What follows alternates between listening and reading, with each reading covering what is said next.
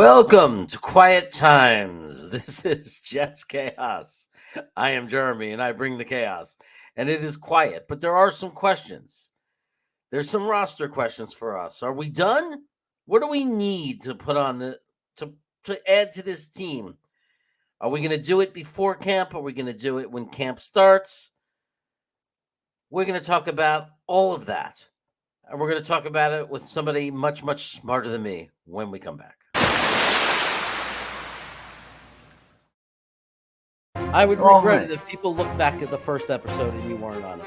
Yeah, well, I like that. It's called forward thinking. We have one of the worst beats in the world. We do. Our beat is horrible. Connor could shove that article up his ass. And then I went to that game and I was like, this is the greatest team I've ever seen in my life. I'm a Jet fan. This is going to be the greatest run ever. Yeah. No, because if they take Ekwonu, I'm not complaining.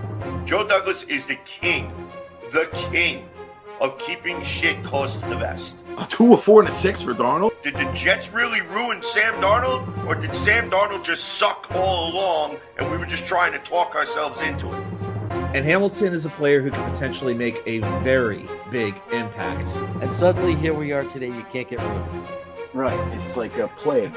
Joe Douglas was hired because he's not those general managers. Okay, Luscious. Somebody is going to fall just like Elijah Moore did, just like Michael Carter did. You know, what would, if you had one sentence to say to Joe Douglas, what would you say? So you would say, you had me at hello, and then give him a big old wet one right on the smack.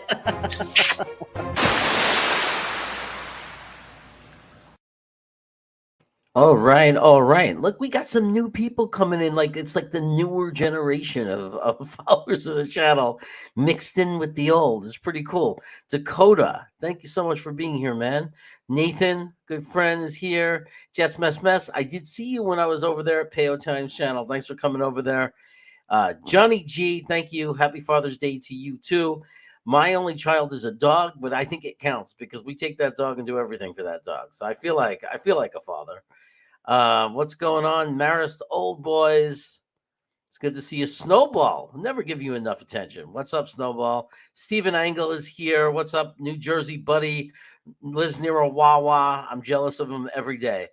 And then we got PCR in the house. What's going on, brother? And did I forget anyone? Dark Soldier. I can't forget Dark Soldier. Oh, I'd be in trouble if we forgot our Dark Soldier. Anyway, we also have TW Popcorn. What's popping? What's popping, TW Popcorn? Good to see you. Afram is in here. That's right, man. Canarsie in the house. He knows where I'm from. He's heard of it. And Grandizer is here. Yeah. I'm old. I'm watching a show called Old Man. It's pretty cool. It's with what's his name? The guy from Starman.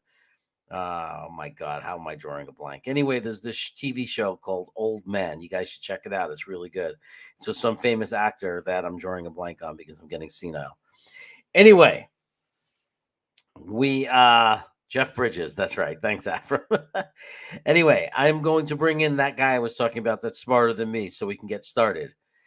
I'm not going to do the music this time. We're going to get right to business. Please welcome the brain that's not insane, Dom C. What's up, brother? Hey, Jeremy. How are you, bud?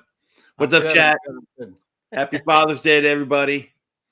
Hope you all relaxed and got everything you needed today, man. No music. About, right? No music. I feel slighted. It's just that it's becoming such a routine. The this, the that, the music, the blah. Yeah, yeah, man, I hear you. Everything well, dude. Everything well, pal. Everything is well. You know, settling back into California. My dog has finally gotten back to normal. It took a little longer than we expected. He was a little out of sorts, but he is back to normal. And we had a good first week of summer school. That I'm in charge of. So I was able to come back and get right back into the swing of things. And the kids had a great first week. It's only Monday through Thursday, but it went really well. I think they're having a lot of fun. Good. And I have a great staff that's running summer school. So, yeah, all that stuff is good. We'll see how it goes this week, week 2. Good. And Grandizer, I see you commenting on the hat. That's my Ricky Fowler special for any golf fans out there. Nice. Puma all day. Every day. Nice. Yes, sir. Summer School, like the 1980s movie. That's funny because I was going to, as a joke, I was going to tell my principal. I said, "Yeah, we need to have one screen." I didn't know if she'd get the reference. She's much younger than me, but I was going to do a reference and say we're going to have a screening of the Texas Chainsaw Massacre. But I don't know if she'd get the reference, and it would just feel like she wouldn't understand it. It would just feel stupid to her. But anyway, hey, you saw my show with my brother yesterday. We were talking about things that I thought we should do. But we really didn't talk about, like, first of all, how concerned are you if we went in with the roster the way it is today and made no moves? Are you okay with that? Does that sit well with you? And then if not, let's start talking. We'll start with high level positions and what you'd like to see. Or are you satisfied and you think we're ready for the season?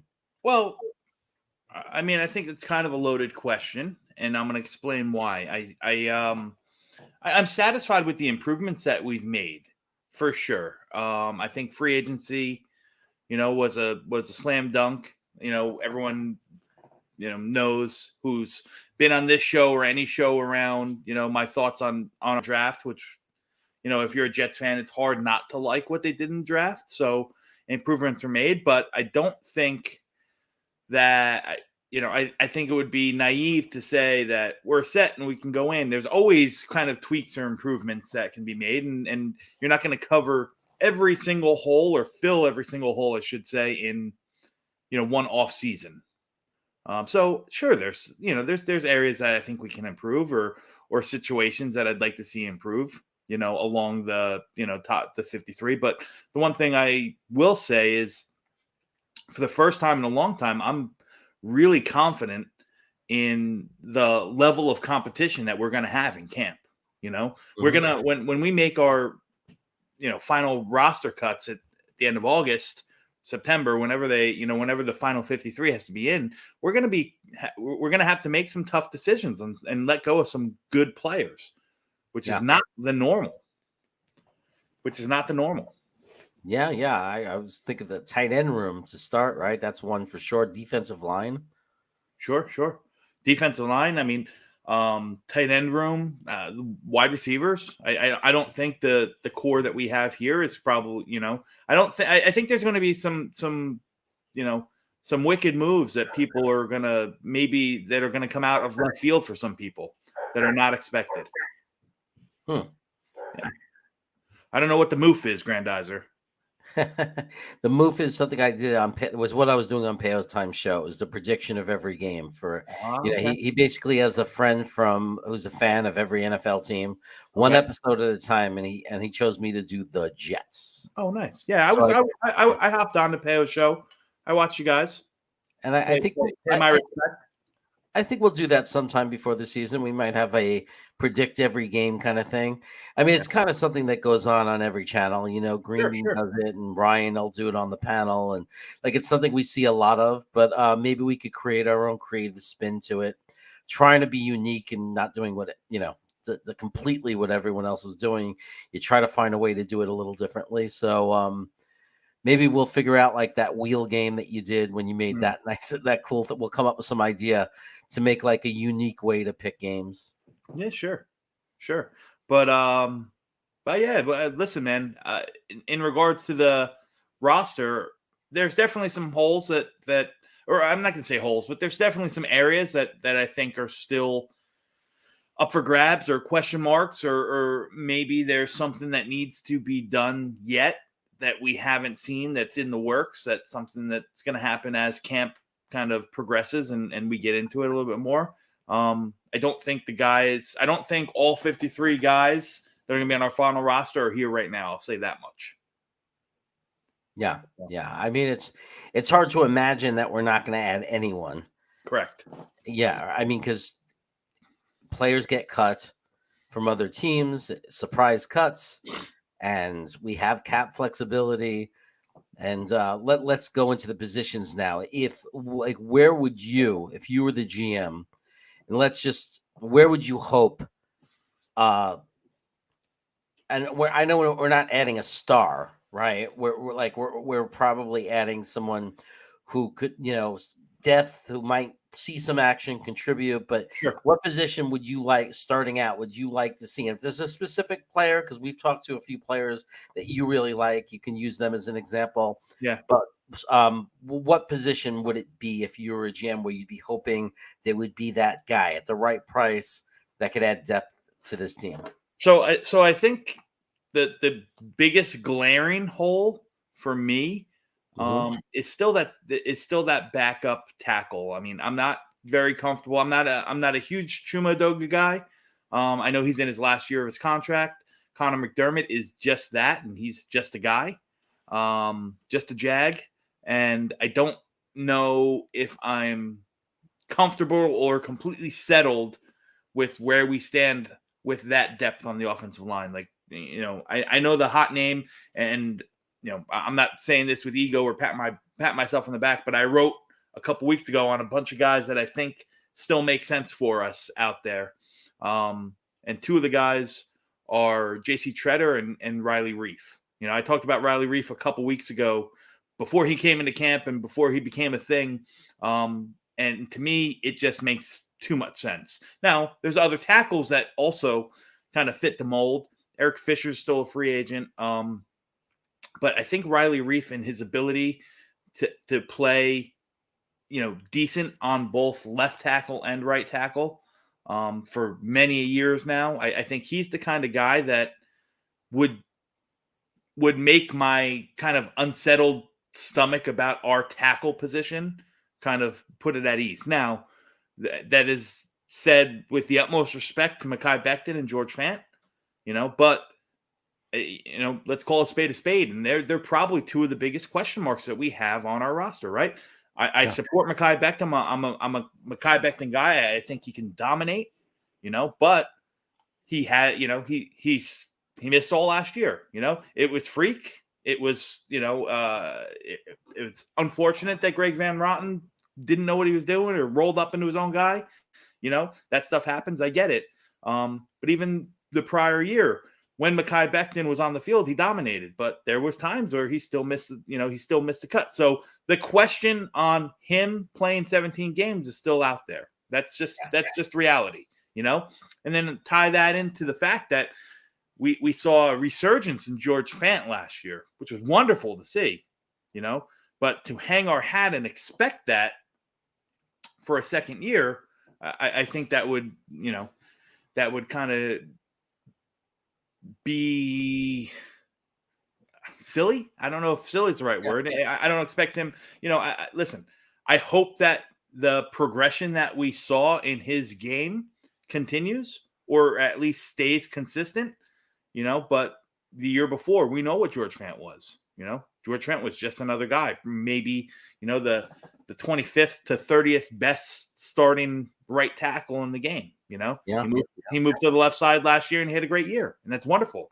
And I hope that continues, but I still think one of the biggest, most important moves of all of last year was us bringing Morgan Moses in, for that reliable veteran presence on the offensive line, swing tackle spot that, he came in and he had to play and he played effectively, So I'd like to secure up another swing tackle, somebody that in case something happens with either Fant or Mekhi Becton, I'm comfortable and say, okay, we still have another reasonable guy. We're not throwing Connor McDermott out there. So that would be for me first and foremost. Secondly, and maybe this is going to be a culmination of what we do on the defensive side of the ball as a whole, with all the new pieces and the second year in Ulbricht's scheme and trying to work out some of the kinks. But we have to figure out how to improve our turnovers, right? We were 31st in the league in turnovers last year. Yeah. Like 14 total turnovers. I think we had a plus minus was like minus 16.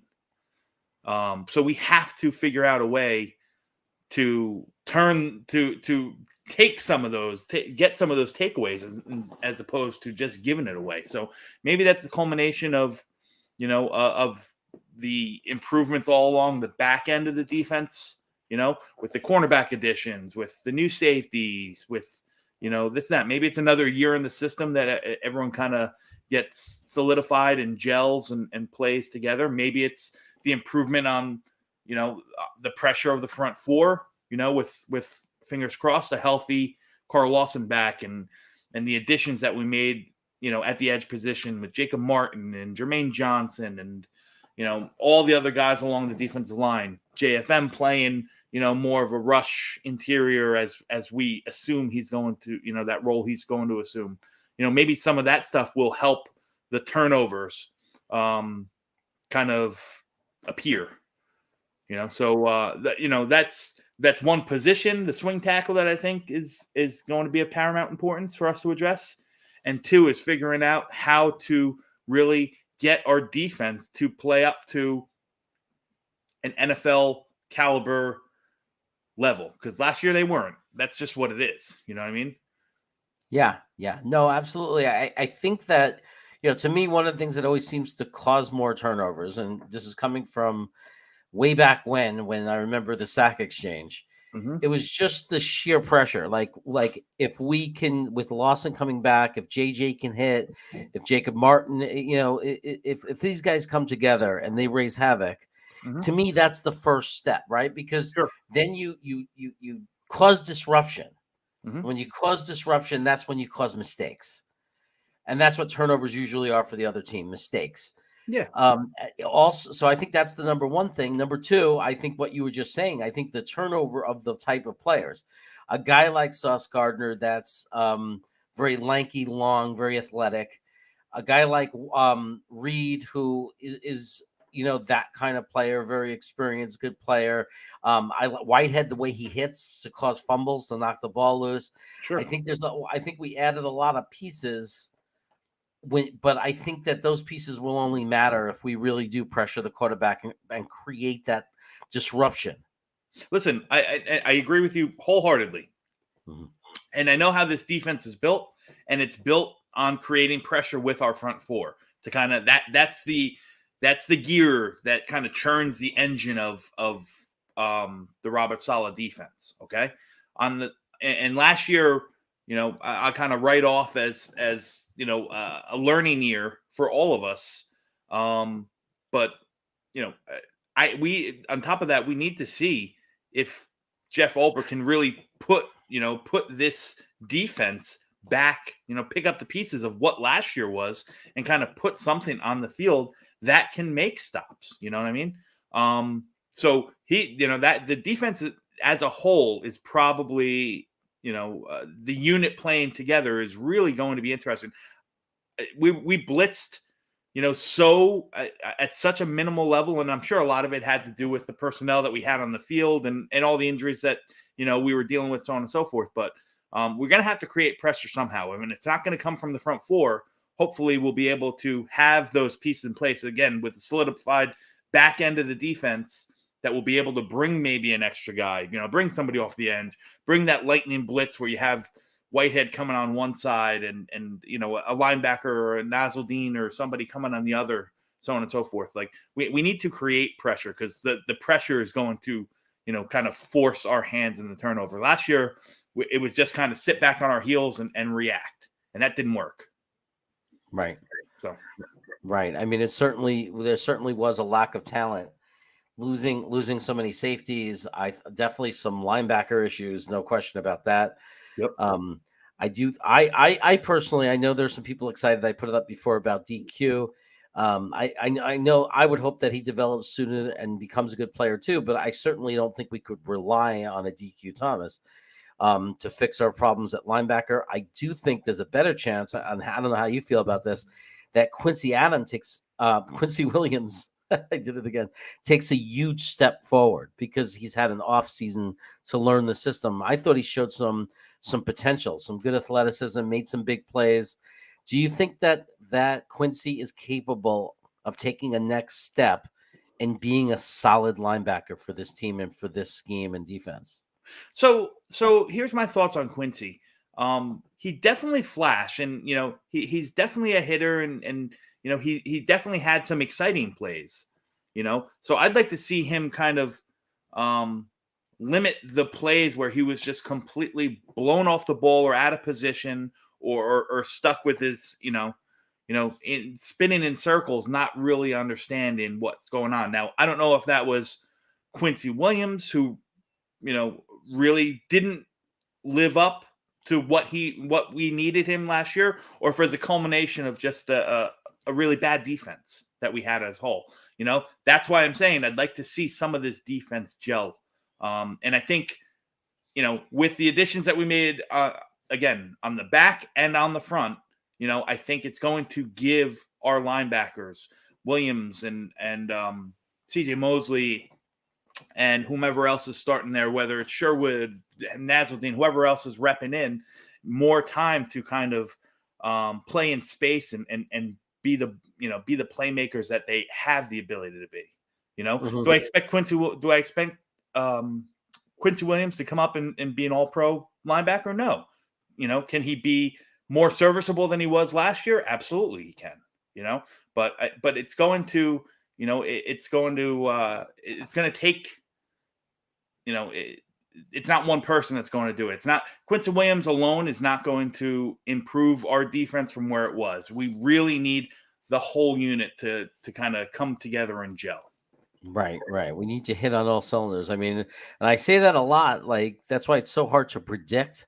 Yeah. It's like, because so many things have to hit, and everything's never going to hit, but not everything's going to miss. And it's what combination of the things that hit are going to work versus what combination of things that we might miss on this team are we going to be able to survive? Sure. So, like I said, the easy answer to everything, and I believe it to an extent, is the Jets will go as far as Zach Wilson will take us, right? We've put all the tools, we've put better tools in front of him. We put better weapons around him. We put him in a position that he can hopefully take the next step. So if everyone stays healthy and Zach takes the next step, I'm very, very comfortable with that situation. I don't think we're talking about, or we hear about the defense really as a unit improving as much as as much as we need them to, because Zach can, I'm not, this is not a prediction, but Zach can throw for 4,000 yards and 40 TDs, right? And if we're still losing games 38-35, then we're still losing games.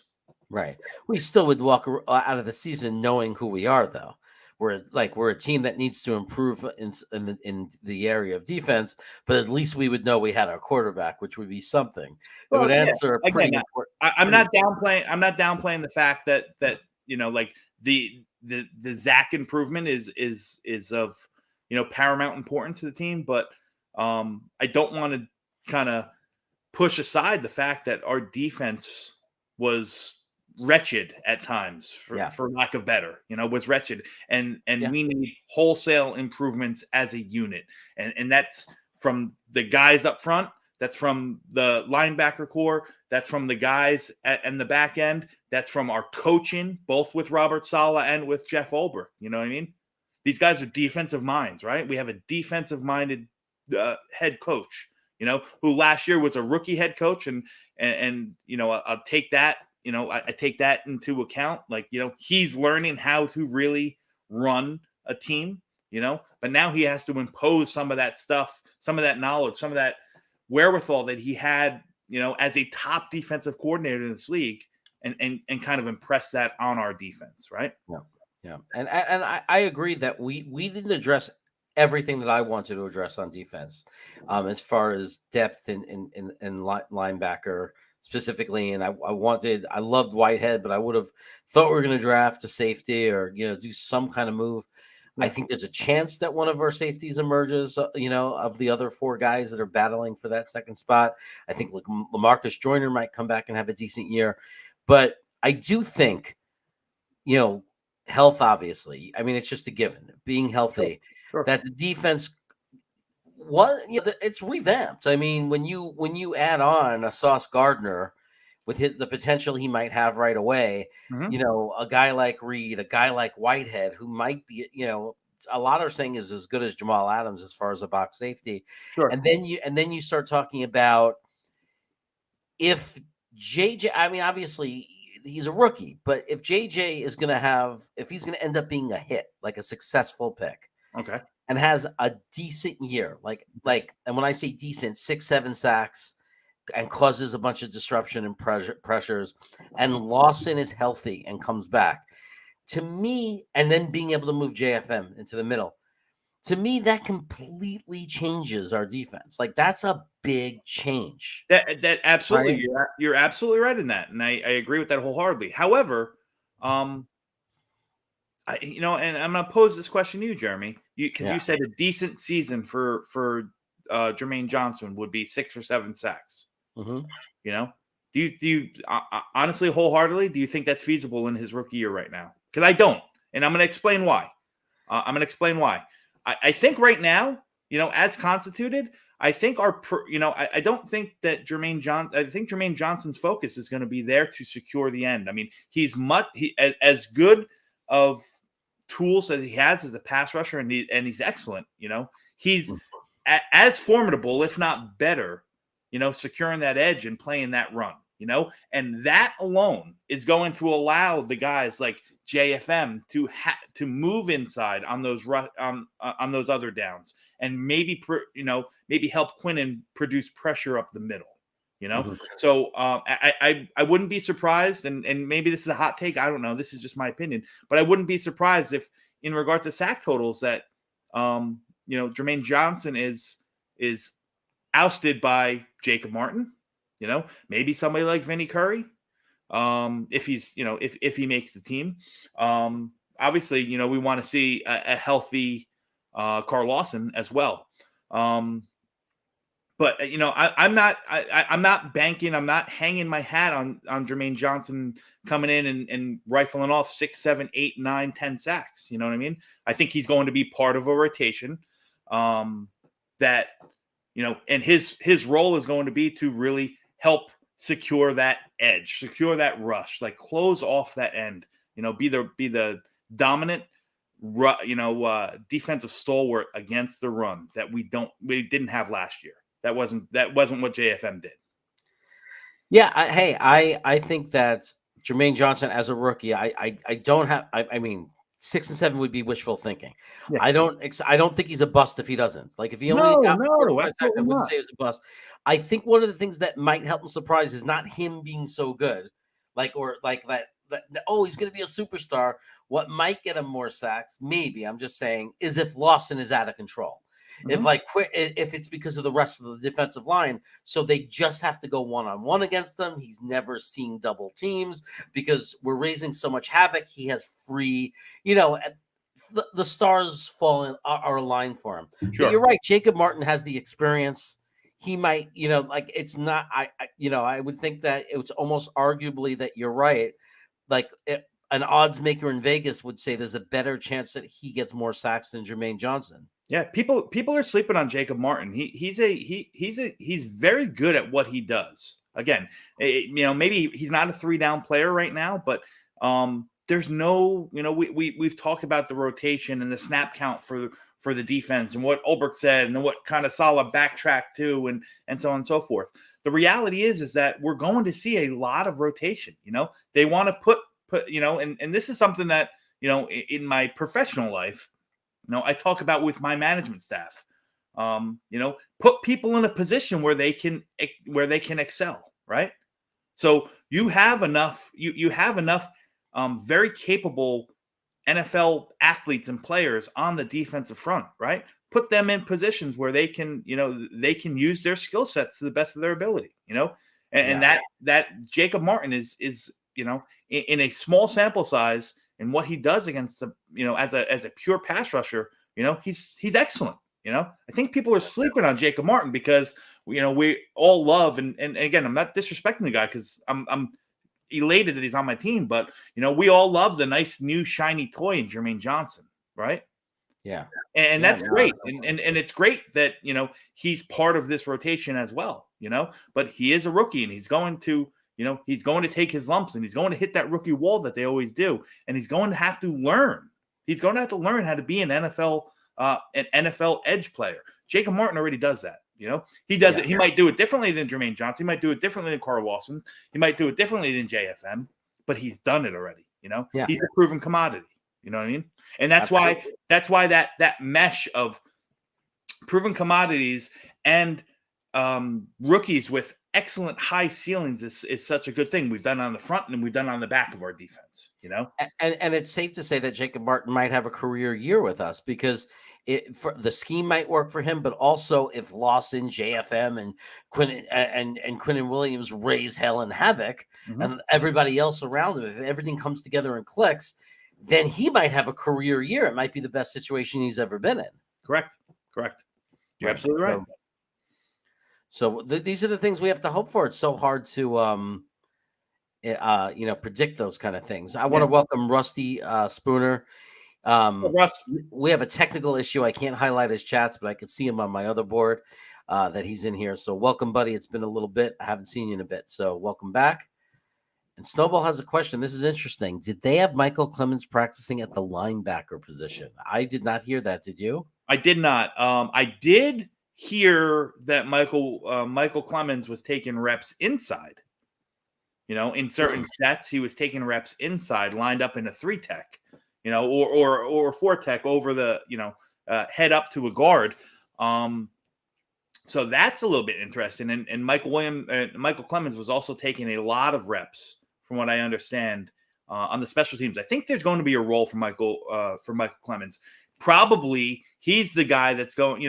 Listen, he has 4th round draft capital. He has a skill set that that we can use, and obviously they're trying to see how versatile he can be with that skill set. So I think he's a guy that's going to make the team. You're going to make the final 53. Whether he's active every game, that's a whole nother story. But he could be the guy that pushes, someone like Vinny Curry off the roster. If he can really, step up. And listen, Michael, like it or not, I know the hype around Michael Clemens and his nastiness is real, and no one really knew about him too much before the draft. I mean, like I said, I fancy myself, pretty in tune with the college football game and the prospects, and I didn't know a whole lot about Michael Clemens at all, but the window on him is going to be small. He's 25 years old already. Yeah. Right.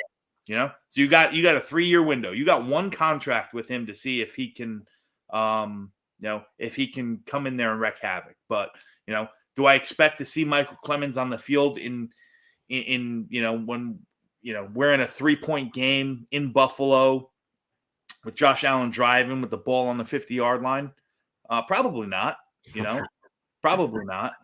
Right. But I think, I think he has he has an opportunity to make a name for himself, to kind of earn his keep, whether he flops inside or outside. But no, to answer Snowball's question, I have not seen nor heard anything about him playing the linebacker position. Right. The bigger question would be like when you talk about who would be in the game, 50-yard line, Allen is driving, and we somehow have a lead late in the game. The bigger question is Jermaine Johnson going to be on the field? Yeah. Is he going to show early enough sparks and earn that trust that he's on the field? Or are we going to have the veterans in? Are we going to have Jake Martin in? And that's going to be more of the interesting question. I think if you really peg down the the depth chart as it stands right here on, what are we on, June 19th? He's probably 3rd in the depth chart. 3rd or 4th. That's where the rookies end up. Not to say that he can't improve that, but that's what I gotta say about that. Like, people got to remember, rookies are rookies. Sauce Gardner different. Sauce Gardner's coming in, and we know that Sauce Gardner is going to come in and he's going to be the day one starter. Can't say that for everyone else. Can't say that. Listen, we all love Garrett Wilson, right? You put our wide receiver depth right now. Garrett Wilson's our 4th wide receiver. He's number 4 on the board, right? And however you want to put Elijah Moore or Corey Davis, but there are 1 and our 2, and right now Braxton Berrios is our 3. Not going to say that come week 4, week 5 in the season, Garrett Wilson isn't seeing more meaningful snaps than Braxton Berrios, but it is what it is. It's June 19th, and Garrett Wilson hasn't Garrett Wilson's behind Braxton Berrios in the pecking order, in the depth chart, and probably as he should be. He's a rookie. Yeah, he has to earn it. He hasn't taken an NFL snap yet, so correct. Yeah, so I mean, it's just natural. So Buffalo agrees with us. I mean, we started the show saying that. I've said it a million times. Yeah, I wrote about that. I wrote about that weeks ago. Like that's probably the one thing that is most, like I said, is most unsettling for me is where we stand with our tackles. Right? Yeah. You know, if Fant continues to do what he did last year or show improvement or at least stays at that level, and Mekhi Becton comes back and you know pisses in the Cheerios of all the naysayers, then we're fine. But the reality of those guys, you know, I'm not going to say the reality, but it's a big risk reward to just hang our hat on those two things happening for 17 games. Yeah. Absolutely. I mean, you just can't. I don't think any team could go in assuming both their tackles are going to stay healthy for 17 games, yet alone a guy who obviously had a knee surgery that was much more serious than was first believed, that took so long to heal, and has caused such a problem. And then just even Fant, who's very reliable, missed the game near the end last year. I mean, guys miss games, so there's no question about it. We have to think about that. Who's going to be our tackle when those games are missed? Because we have to assume that it's going to happen. So yeah, absolutely. The Jets say must healthy. Yeah, I mean it's these are things I think like the Jets need back a swing tackle. Staying healthy is so key. I mean, it's impossible. I mean, I know, and it doesn't sound cliche. I mean, it's because it's true. It's not like a cliche thing. It's more of it's just reality. I mean, for every team in the NFL, every team has been stung by injuries, and everybody knows how much of an impact it has on a team. So it's just part of that's why it's so hard to predict seasons, because it's really hard to make predictions. Yeah, because it's like, well, what's our injury factor going to be? Are we going to be the lucky team and be in like the top 10 teams of less injuries? Or are we going to be in the bottom 10 and be very unfortunate? Or are we going to be in the middle? And that matters. Yeah. Well, let's put it this way. All right. Let's look back to last year. Okay. What were the three biggest injuries that we dealt with? We dealt with Mekhi Becton, Carl Lawson, and Marcus May. I don't know. I'm just throwing that third one out there, right? Probably those three were the most impactful players that we lost for an extended period, if not the whole season, right? Mm-hmm. Yeah. All right. I can agree with that. Yeah. Take Buffalo. Okay.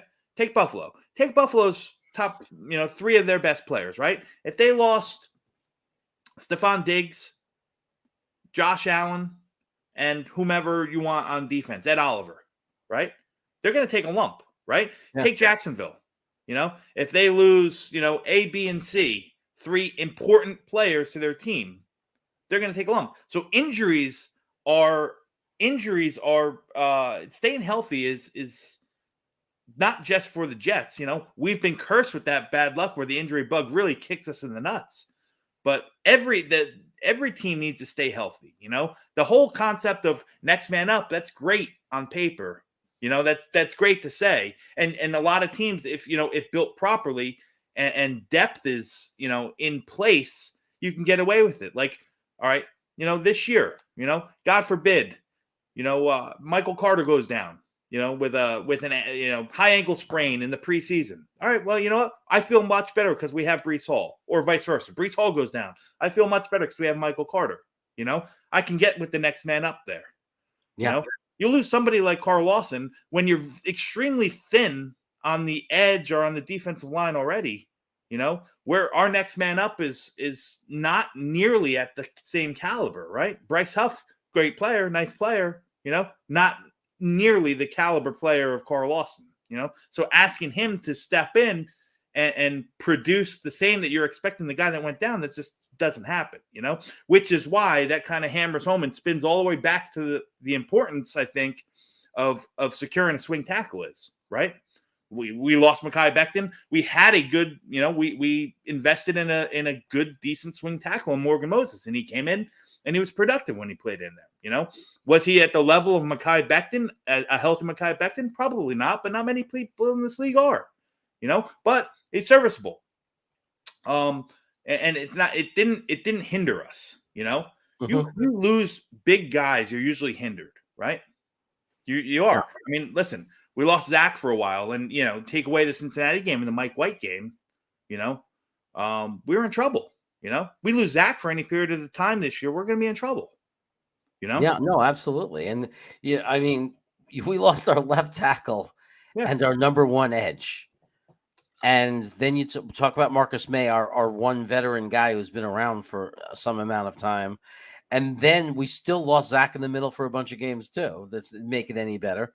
We lost Corey Davis for a bunch of games. We lost Michael Carter for a bunch of games. I mean, we lost Elijah Moore for a bunch of games. I mean, it just was on and on and on. Yeah, we lost 38 safeties for a bunch of games. Yeah. So, I mean, it's crushing. And look, it happened to the Giants too. They lost, they had Andrew Thomas having a breakout year, his second year, and then he got hurt. Mm-hmm. And that killed their offensive line. And then, then Daniel Jones, he got hurt, I mean, same thing. And they lost their best linebacker. They took a beating too because of it. I mean, injuries can kill you. I mean, especially in key positions. And the Jets, you're right. It wasn't just injuries. It was key injuries. I mean, your left tackle, for the love of God, they lost their left tackle. Yeah. It's just brutal. Yeah. Listen, just those three names I picked and picked them out of it. I mean, it wasn't hard to, choose Mekhi Becton or Carl Lawson in the situation, but even Marcus May. Marcus May was Marcus May and CJ Mosley really were the nuts and bolts of the defense.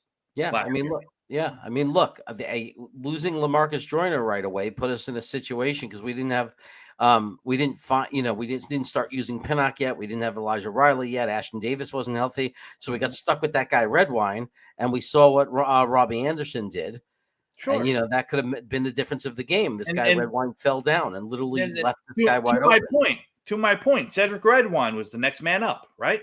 Right. Sometimes if the next man up is here and you're losing the guy that's up here, you're at a disadvantage. Yeah. Right. So to Buffalo's question here in the final minutes of a key game, are you more confident in the O-line protecting Zach or the D-line getting to the other QB? If we're talking a situation as constituted right now and everyone's healthy, we're starting with a starting five of Becton, Tomlinson, McGovern, AVT, and Fant. I'm more confident in that offensive line protecting Zach.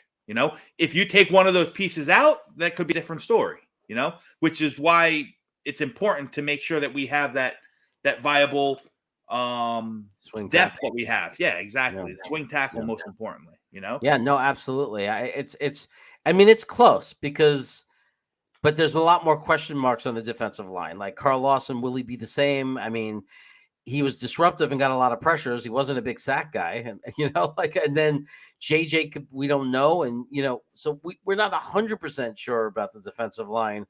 I think they're going to be very good, but we know if our offensive line is healthy, and those are the five we're talking about, that's a really good offensive line. I'm very confident in that offensive line. It's top half of the league, right? Yeah. All things considered, healthy, we're top half of the league. If not, it could be even better. Probably pushing top 10. Yeah, it could be even better. Yeah, I mean, it could be absolutely. But again, we're saying right now on paper, you could probably slot them somewhere between, 10 and 15 comfortably. I don't think that's a stretch. I don't think it's reach, and their potential could make them even higher. Yeah. Because we don't know that Becton's not going to come and be a big step ahead of where he was as a rookie. Correct. That's the other side of worrying about his knee is that he comes and he's taken the next big step in his career, and he comes back and he's never worked so hard in his life. Let's say he comes back and he's an absolute beast because not only is he pancaking people on the run, but he's improved his pass, blocking defense. And then AVT is just set up naturally. Like it's a natural thing to assume he's going to take a nice big step because that's what he was getting better and better as the year went last year. So there's no reason to think he's not going to continue that that upwards climb. I am so comfortable right now with the guard duo that we have.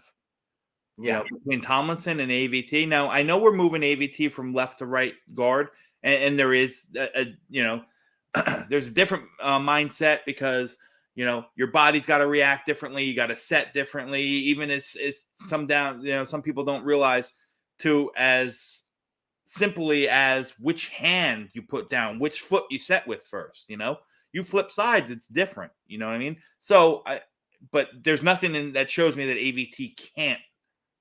Won't be able to do that very seamlessly, but he's a dog, man, and Laken Tomlinson's a dog. Like, I think they are going to make Connor McGovern that much better, and Connor McGovern at times, really excelled. At times he was really bad, but I think he graded out, in the top 10 of all the starting centers who qualified, in regards to PFF scores, take those with a grain of salt, if you will. But he was a C+ center, right? I think the guard play that we have now, and hopefully are even better, our tackles stay healthy and excel. That C+ can go up to a B, no problem, easily. There's going to be a lot less pressure on him. Yep. The only thing that makes me uneasy is that there are just so many questions. There's so many questions. Like, is Fant going to have another year like he did last year?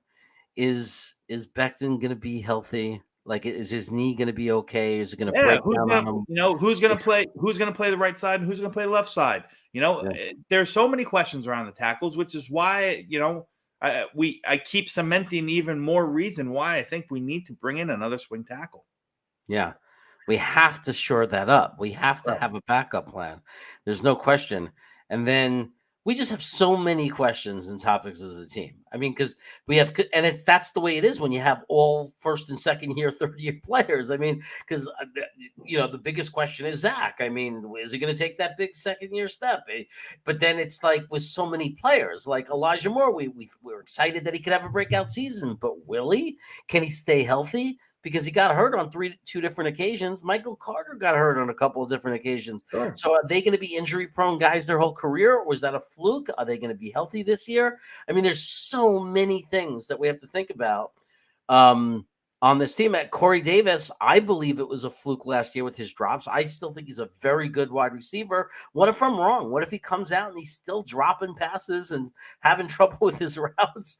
I mean, there's a lot of things that could still go wrong. And as Jet fans, we know and we felt and have had that world around us collapse. Sure. But at the same time, there's more hope than there's ever been, at least in my opinion, in years. I haven't felt anything this kind of hope. As I agree with that. Something feels different. I have a much better feeling this year than I've had in years past. And like I said, the way I started when we started the show, I think we have more depth at all the positions, more depth than we've had as a team in quite a long time. You know what I mean? Yep. Still can improve. And you mentioned the safeties before. I'm just going to circle back to them. The more I sit with this team, and the more I dig and really look at that, the more I'm comfortable with the safety. Like, I thought safety was going to be that kind of black hole for our defense, but I'm much more comfortable with it because I think there's a lot of flexibility that we have with the defensive backs that we have in there. Well, don't be surprised if we see Michael Carter playing some deep middle free safety stuff. Don't be surprised if you see DJ Reed roll over or roll up into the slot, which he's very accustomed of doing as well. I know we've talked about it on this show before, Jeremy. But I think at times, sometimes you gotta go LA Lakers, man. You got to put the best 5 that you have out there, right? And 5, you got to put the best 11 for all intents and purposes here. Yeah. And sometimes that's going to include, Bryce Hall playing the boundary, and DJ Reed moving inside, or maybe one of them rolling up, or maybe having, playing that big nickel where you have 3 safeties in, and you can have Ashton Davis drop back, or have Ashton Davis come up, or play LaMarcus Joyner and Ashton Davis together when Whitehead's off the field. Again, we have a lot more depth and flexibility, and that's not to mention Pinnock, which, I know he's the apple in everyone's eye right now, still learning the position, Yep. Going into this right now, I still think, and again, this is just my opinion. Chat could think I'm wrong. You could think I'm wrong. If we had to label 2 starting safeties right now, I think it's Jordan Whitehead and Ashton Davis. I think it's Ashton Davis's job to lose. Now he still has a lot to prove. Ashton Davis still has a lot to prove. He's another one who in 2 years has not shown that he can stay healthy for a full season. You know what I mean? And I think some of the troubles that he showed, especially against the run, was really, due to the fact that he missed most of camp, with these nagging little injuries that he's had, and kind of stepping into a new scheme, right? So he was awful, just absolutely awful against the run last year. One of the worst safeties against the run. But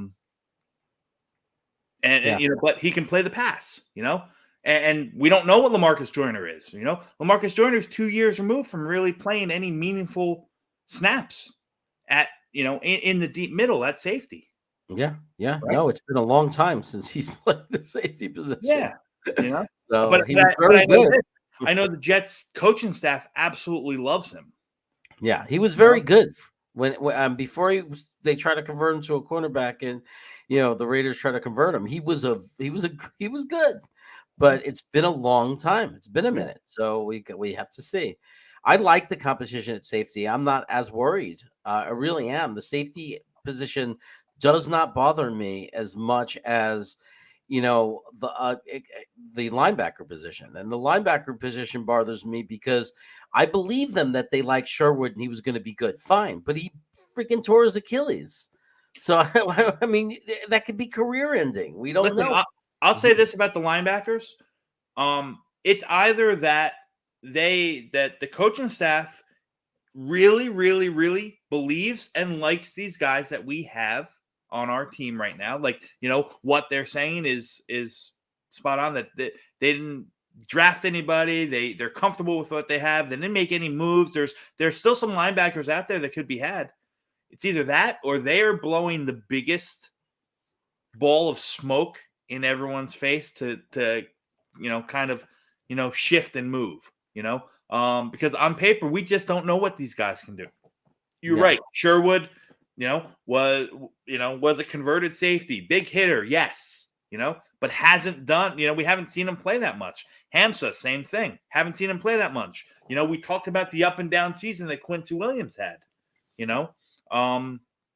Marcel Harris, another guy who's here in camp, another converted safety, what happens? Tell me, what do you think, Jeremy? What does the chat think? What happens if CJ Mosley goes down? That's one of my biggest fears. That's second to one of our tackles going down. It really is. It's second to one of our tackles going down. When we talk about position players, not including Zach Wilson, and even you can argue that with Flacco and Michael White, there's not even I think it's a drop off, but for a game or two, we're actually in pretty good shape. I think backup quarterback. I don't listen. I think it's Zach Wilson and Joe Flacco. Since talking about quarterbacks, I don't think Mike White makes the team. I just don't see how I don't see how we're carrying 3 quarterbacks right now. Let's and that's again. It's it's June 19th, so a lot of things can change, right? But we know about the rotation that they're going to want on the defensive front. So you're going to have. You're going to have to carry over 8-9 defensive linemen, right? We're going to talk about the defensive backs. We know that we have 5 legit cornerbacks, right? In DJ Reed, in Sauce Gardner, in Bryce Hall, in Brandon Eccles, and in MC2, right? Yeah, and they're as solid as they come. We're going to carry Justin Hardy because his value, what he brings in special teams and leadership, takes precedent. So we're going to have technically he's a cornerback, but he's not really a cornerback. You know what I mean? So where is this extra spot? We're going to have 4 safeties at least, if not a 5th in certain times. So where are we going to pluck from? Yeah, I don't know. I mean, maybe he's practice squad protected. Like, I know you could protect up to 4 guys. Yeah. So maybe he's practice squad protected. It would be hard to see Michael White go without some type of compensation, because even though he blew it against the Bills, he still showed to be very, prospectively a very decent backup quarterback, like a guy teams would want and value. Yeah. So. Well, listen, maybe he slips under the practice squad, but push comes to shove. I think the days of teams carrying 3 quarterbacks, it's probably the exception more so than the rule. Mm-hmm. Teams go with 2. Yep. So Gitmo is saying he's got a good question for you. He'd like to talk to you. He doesn't like to talk to me. Tom, I heard that Hosma is almost up to 230. Is this true? And what do you think? So I'll say this about Hamza Nasruddin. I don't know if he's up to 230. That I'd be lying, Gitmo, if I told you I did. But I did hear a lot through a lot of different areas and a lot of different avenues and sources that Hamza Nasruddin was the guy. He was there and he was working his ass off all season. You know what I mean? He was there showing the Jets, showing the coaching staff, really trying to improve his skill set, really stepping up, really being, we see, I know Elijah Moore, and I'm not comparing Hamza to Elijah Moore, but Elijah Moore, I don't think any Jet fan, who's, breathing doesn't know the work ethic that guy has, right? It's pasted all over social media and Twitter and this and that. And, like he's got that mindset, he wants to be the best, that's what they're saying about Hamza Nasruddin. Now, is the juice gonna, is it worth the squeeze? Like, is it going to really prove to something? I don't know, but it's not going to be for a lack of effort. They said Hamza Nasruddin was working his ass off this offseason, and 230, I don't think his frame can hold 230. He played a little bit bigger in college. And then he slimmed down a little bit, but pre-draft and as he got into it, but he was that rover in college. He was that hybrid scheme linebacker, safety, so on and so forth, labeled as a safety. But he played as much in the box and up front in that front 7 in Florida State as he did deep. So to label him just as a safety, no, I think he played a little bit more of that rover position. So it'd be interesting. Look, I would love it if he pans out. I loved him when I watched his highlights after we picked him. Like, I loved him, and I thought without the injury in college, he could have been a much higher round pick. So, absolutely. Yeah, so we'll see. I hope so. Also, they must. What do you think about that? Like because they haven't gotten a linebacker yet. Do they obviously know things we don't know? I haven't heard a lot about it. Do you think maybe they know and they're happy with Sherwood's progress? They already know, and obviously they have a lot of information and they follow their players very carefully. Listen, so is there a chance that they're very confident that Sherwood's healthy? Maybe. Jamien Sherwood is the most least discussed Jet, I think, this offseason, right? You just haven't heard a lot from him. So what Adam's saying, maybe they are comfortable on where he is and where he'll be come the season. Or again, maybe it's just their way of saying nothing is their way of not kind of tipping their hand. Maybe they have an agreement. Maybe Quan Alexander, is they already have a handshake agreement. He's just not going to come in until camp starts or until we're into the preseason games. You know what I mean? Mm-hmm. Because a lot of vets kind of take their time with some of that. So maybe it's something like that, and they're just not tipping their hand to it.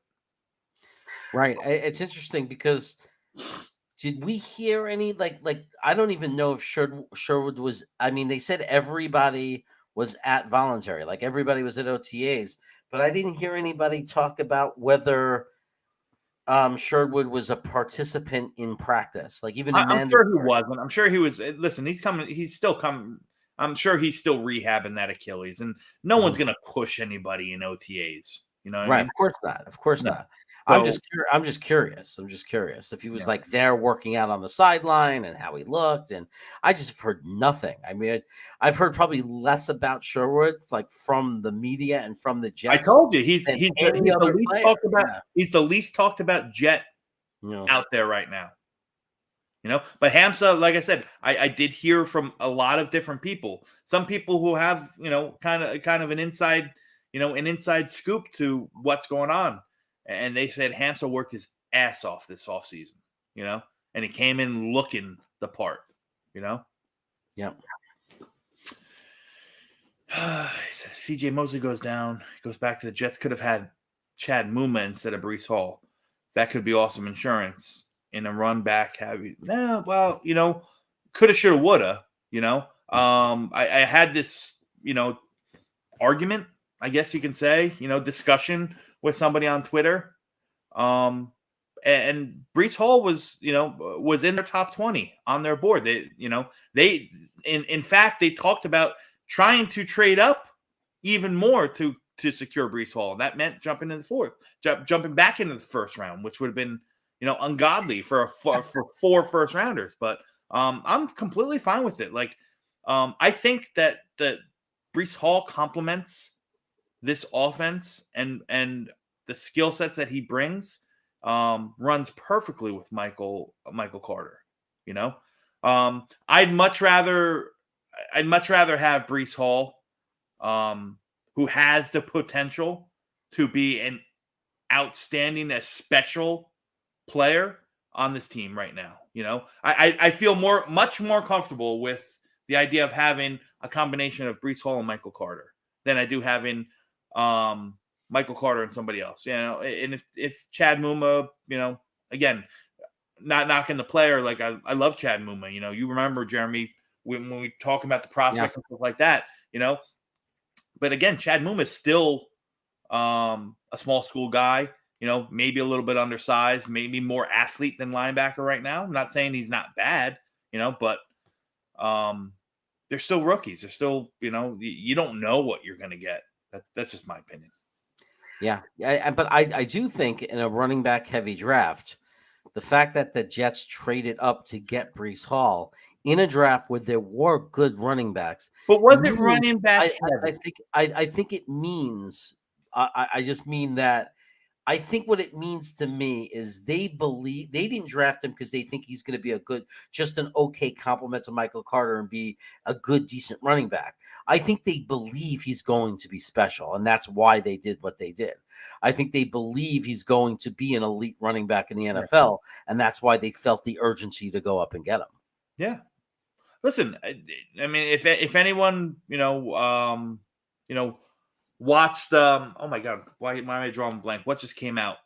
The 5 episodes of Flight. The 2022. Flight 2022. You know, they pretty much went after the guy. They stuck to their board, right? Mm-hmm. If a guy there with the value was ridiculous, they went up and got him, which is why they fought so hard to get back into the first round to get JJ, you know? Yeah. And Breece Hall was one of those guys, you know? Nope. They knew the role that he could have, what he could do, and his skill set is matched so perfectly for this offense, right? Yeah. And again, we have LaFleur, you know, who's a Shanahan disciple, you know, who came out and worked with, worked in San Francisco. And what did San Francisco do? San Francisco constantly rotates their running backs, you know, so it only makes sense. Michael Carter was never going to be a 3-down back, right? He did it by circumstance last year some of the times, you know, but that's not what he's built for. You know, that's not what best suits him, right? You know, so having another body was going to be, you know, was going to be of paramount importance. So why not go get not only a guy who did it at a high level in college, you know, has proven a proven commodity, is a perfect fit for the offense, and arguably the best running back in this class, correct? Yeah. Yeah. Yeah. You know, Definitely. somebody just said that, and I've talked about Breece Hall ad infinitum. And three things that I absolutely love about him, you know, he is one cut and go, and he's got that second gear, right? He's built for the outside zone, first and foremost. Secondly, he's a very, very, very underrated pass catcher out of the backfield. He's got great hands, you know, and he can make his mark in the passing game, you know, and three, the contact balance that he has. That's what kind of parallels Michael Carter. Those two guys run through tackles, don't go down with the first tackle, don't go down with an arm tackle, are always falling forward. You know what I mean? That's an innate skill that not a lot of running backs have. That really take guys to the next level. Guys who can keep their feet, can take a hit, can make a cut, can make a spin, and still keep going and gaining yards. When you look at the guards that we have on the team, and you consider, you know, the tight end position, how we've improved the run blocking from the tight end room, and then consider what Michael Carter was already doing with Van Rotten in there, and you know, and it's exciting to think about what kind of running game we can have. And what these guys can do now that we have the kind of guys, because it's not just Tomlinson is huge. It's a tremendous addition to the team. But other than that, it cannot be understated the improvement that we're going to have in the tight end position, helping block in that running game. Sure. It's hard not to get excited about the type of running game that we can potentially have with these two running backs. What is the best way to really, I'm posing this question to you, Jeremy. What's the one thing that we can do as a team, the Jets, the front office, Joe Douglas and his coaching staff? What's the one thing they can do if you put all these weapons and you know, capital into improving or helping Zach Wilson, right? What's the one thing you can do to kind of take most of the pressure off? I'll answer it for you. It's put a good running game in front of them, right? Yeah. They want to run the ball first. They're going to be a run first team, right? Let's not listen. Let's hope that Zach's going to have more than 1.7 seconds to make decisions. You know, this year, that's why you put the improvement on the front of the line, right? Great examples are, look what it did for Ryan Tannehill's career. Yeah. Look what it did for the first 2 years of Sanchez's career. While we had that offensive line and that good running game, it was a different quarterback after that drifted away, right? Sure. I mean, so we've seen it firsthand. I mean, we have examples of it. There's no question about it. Like, yeah, you give the difference giving a quarterback a running game makes is almost without measure. I mean, it's Absolutely. just everything. Yep. So Gitmo, I kind of agree with this to an extent. I think it's very arguable that to be correct. CJ is the quarterback of the defense. We know how the defense looked in the games that he missed. If you go back and look at the games where CJ wasn't in there, it got ugly at times. The thought of CJ going down for a long period of time is absolutely terrifying to me. Yeah, let's not talk about that. I don't want to talk about that. And I say that jokingly. Like, you know what? It's nauseating to talk about it. It's Sure. nauseating to talk about it. It could destroy our season. Yeah. So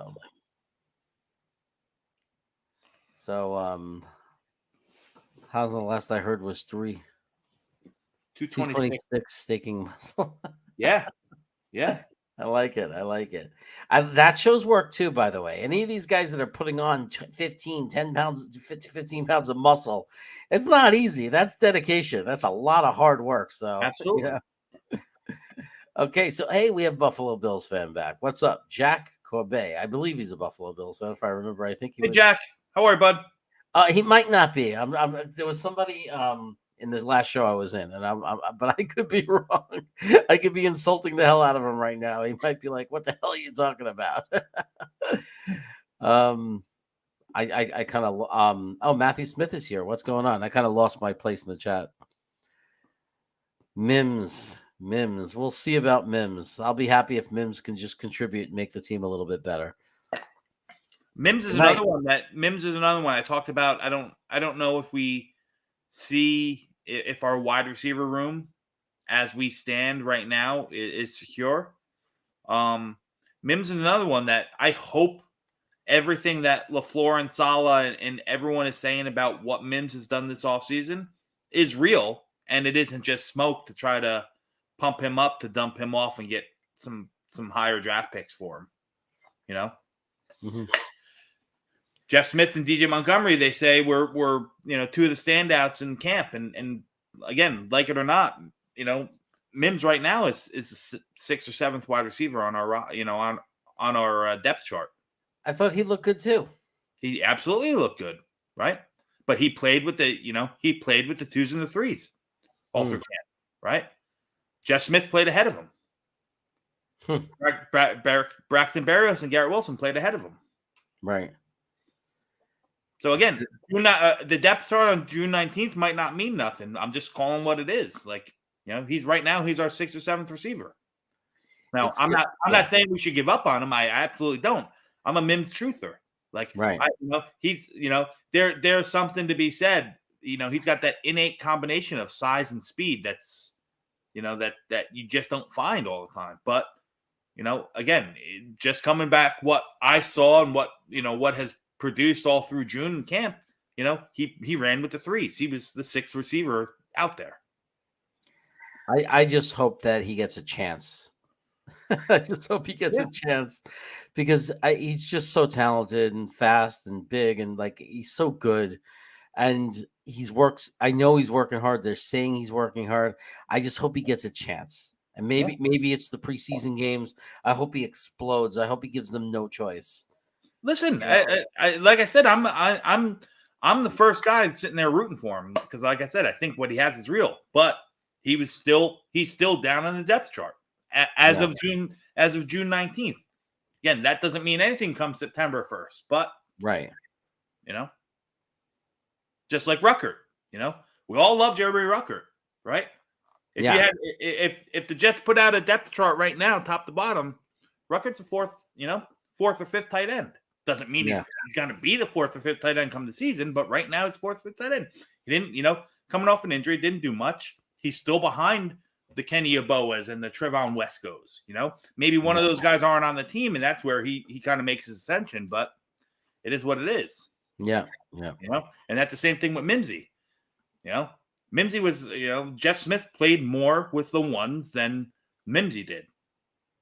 Yeah, no, I hear you. Gee whiz 911, Mims will be a big surprise this season. I'm hoping so too. But like for what we're hearing is first he's got to get on the field. He's got to earn his way back on the field and earn his back the opportunity. He's got to make the roster and then he's got to get in. He's got, it's all got to happen. He's got to make it happen. Look, the opportunity is there. It's an open competition.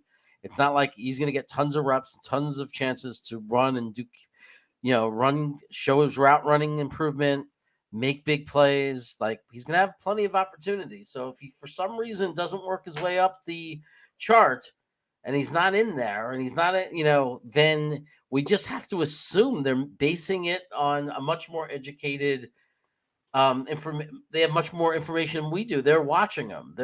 They know, but it's really hard to stomach.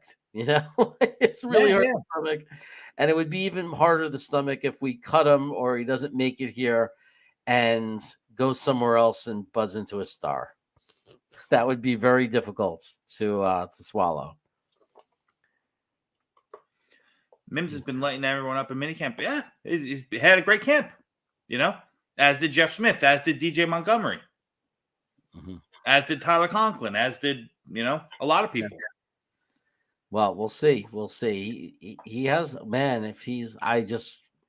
there's something about Mims, for some of us. We just, we thought he was dead. Everybody hated him for a while there. And it was like, you thought he was dead. And then it just came back because, there's just something about him. That's just like, ugh. Like I said, the size speed combination is just, it's outstanding.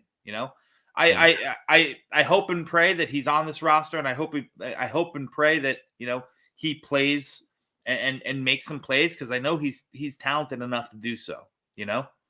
The ability is there. It's still a learning, and again, he's still young. Still young in the system. Where he played, he didn't run a full route tree.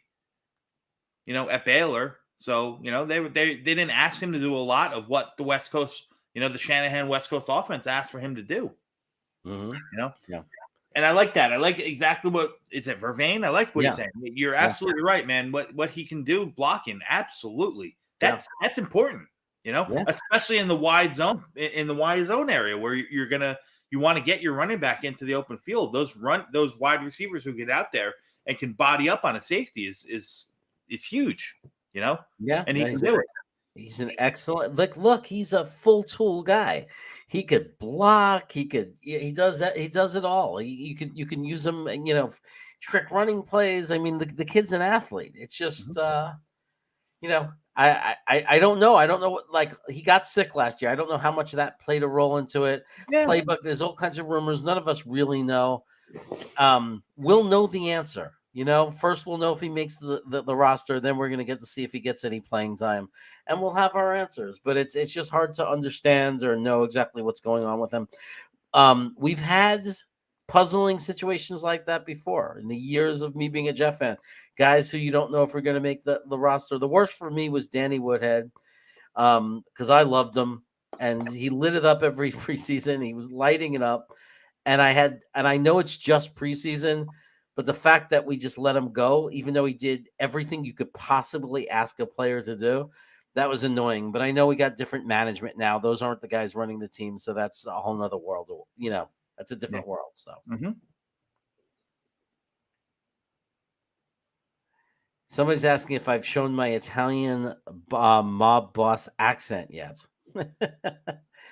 I think I've shown that to everybody a few times, but that wasn't. Everybody's saying I was sounded like Junior when I was doing it. So, in The Sopranos, I was more like Junior, which makes sense. Forget about it. Yeah, come on. I grew up in Brooklyn. It's like I could turn it on. There are people at work all the time. Say it. Come on. Talk like you're from Brooklyn. Yeah. So I'll just be like, okay, and I could snap right back into it. But the honest truth is, when I go back and I visit New York, I used to come back from vacation and people would notice at work, because just hanging out with my best friends, it would come back. It just happens naturally. And then I'd come back here to Cali, and it would take a few days to readjust and get get it out of my speaking. So I don't know, but look, so there's so many questions, right? So many storylines, but it's going to be interesting. I don't think anybody, I think people unfairly dislike Tariq Black and DC Montgomery, and I think it's because they were suddenly in the game and we didn't know who they were. So right away we said, who are these scrubs? I don't know if they did anything in particular to deserve being hated, or, I don't know if they did anything horrible, or maybe it's what they didn't do. But, I think that psychologically it's just hard for everybody to accept that they could make the team over Mims. Like, I think people would just have a problem with that. Yeah. Well, listen, there's still a lot of camp battles that are going to kind of work themselves out. That's going to be one of them. Like I said, if I was a betting man, I'd bet that, Mims is part of our roster. I think it's just hard to give up on a talent that, that young and that talented, a guy who's that young and that talented. Yep. So I've heard this too. This has been going around that Perine is back and is looking quicker. So I haven't heard a lot about Perine outside of, I don't know that he's back. I haven't heard any, in JFU can maybe, touch on that for us in the chat. I haven't heard the coaches talk a lot about him. So I'm curious. I've heard Michael Carter talk about him. Every time they talk about two running backs, he's like, hey, we have some really talented people in this room. Like, he always points it out. Michael Carter, if you watch his last presser, he pointed it out. He goes, we got some guys who can really play this game. Like, he didn't want it to be, don't just talk about the two of us, Breece and me. And I think he specifically mentioned Perine, like, as being extremely talented. And he said, we have a whole room of guys who can get it done. Yeah. So he was speaking very highly of them, to the point where it's not like he was asked and how to do the protocol, teammate answer. He corrected the media when they said, you and Breece Hall 1-2 punch. He said, you're not mentioning a lot of guys. He goes, this is a very talented room. Mm-hmm. So that was kind of nice to hear. So that makes me think that they were doing some good things that, were impressing him. Yeah. Well, Jeff, you just mentioned that he heard Carter, Hall, Perine 1-2-3, and that would make sense in OTAs, right? Because Tevin Coleman, Tevin Coleman's still going to play a part, but he's not going to be asked. Listen, in an ideal situation, Tevin Coleman doesn't touch the ball more than 5 times in any game.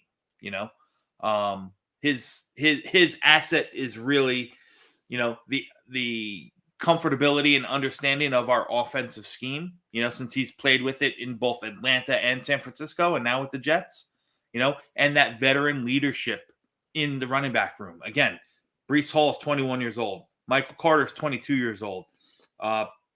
Perine is in his 3rd year in the league, so that probably puts him in that early 20 stage, right? Ty, like 24.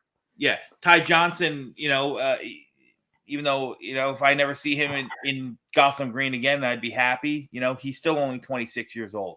Zonovan Knight is a rookie undrafted free agent that, still, we'll see what he is. I like his skill set. Yeah. I think he's Tevin Coleman light.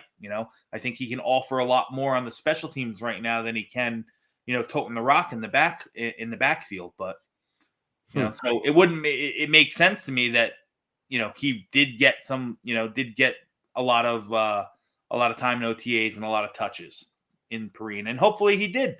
Hopefully he came in looking quicker and improved and kind of won over the coaching staff, because we know for whatever reason last year wasn't it for him.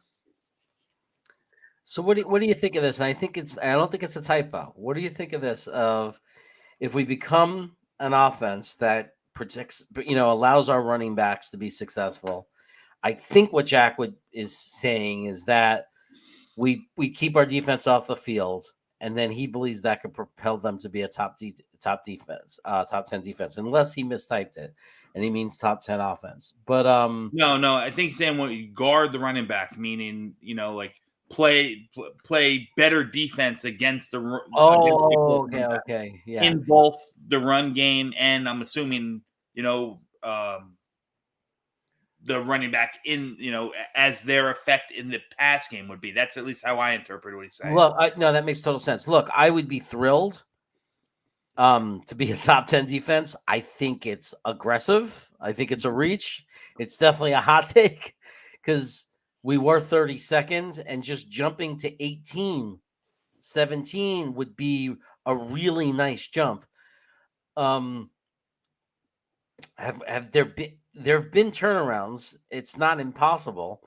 I would certainly love it. Like any Jet fan would be crazy not to love a situation where we became a top 10 defense.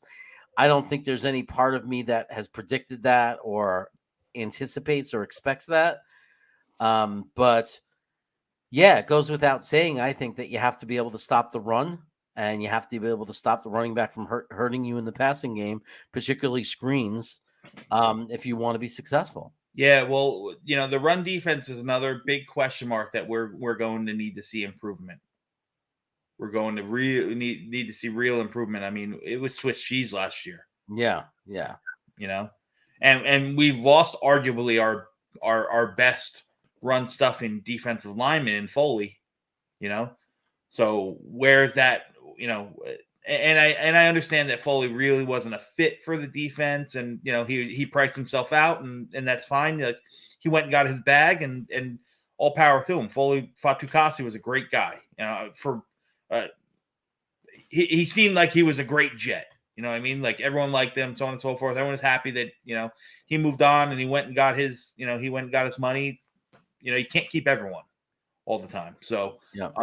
I'd like to see where that improvement comes. Is it Sheldon Rankins?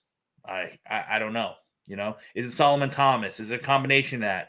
Is moving JFM around, giving him a little bit more inside flexibility? Is that going to help? Does Nathan Shepard step up? Is Michael Clemens that missing piece when we're, 4th and short inside the 10-yard line, and you put those big bodies in the middle? Where are they coming from? Who is it?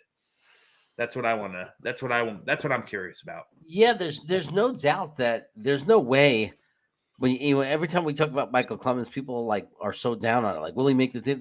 Look, we used the number 4 pick on the guy, a 4th round pick on the guy. There's no way that they used this pick on him if they don't believe or they didn't see something in him. Whether it's him playing on the inside, they saw something. They like this kid for some reason.